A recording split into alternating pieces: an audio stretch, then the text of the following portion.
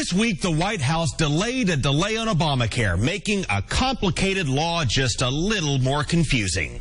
I think it's very confusing. I know my time is up, but I think it's very confusing. And that's why Republicans are winning the message battle, the PR battle here, because these health care changes are easy to attack and very hard to explain.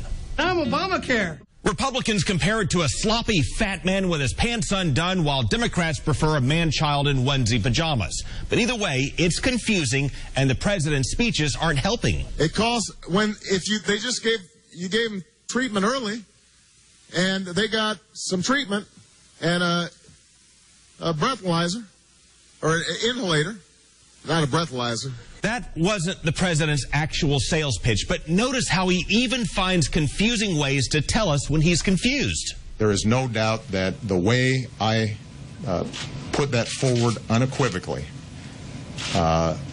ended up not being accurate. And public support for the Affordable Care Act drops when you call it Obamacare because people think it's two different things. Would you rather have the Affordable Care Act or Obamacare?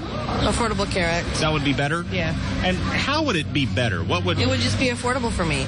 It mandates that people buy health coverage. And that's also confusing because President Obama used to say that kind of mandate would never work. If a mandate was the solution, we could try that to solve homelessness by mandating everybody buy a house. The guy who lost was the one who called for a mandate to buy insurance. Oh, no, I like mandates. But then Mitt Romney ran against the concept he had once called a model for getting everyone insured, and Obama turned it into a signature legislative achievement, even though he once ran against it. I don't have such a mandate. No wonder voters are confused. Obamacare does give patients more protections, but again, it's complicated, and supporters have failed to sell it. Just check out this not-so-glowing sales pitch from Vice President Biden. There are people who fall between the cracks.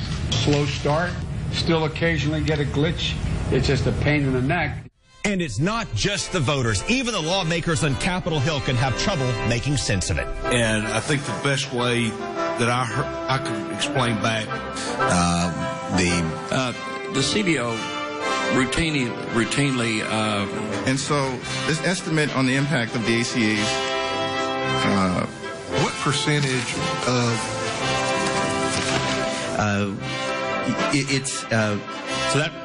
so given the fact that due to expressed because let me rephrase that millions of hours would be of labor would be our projection of the amount of debt.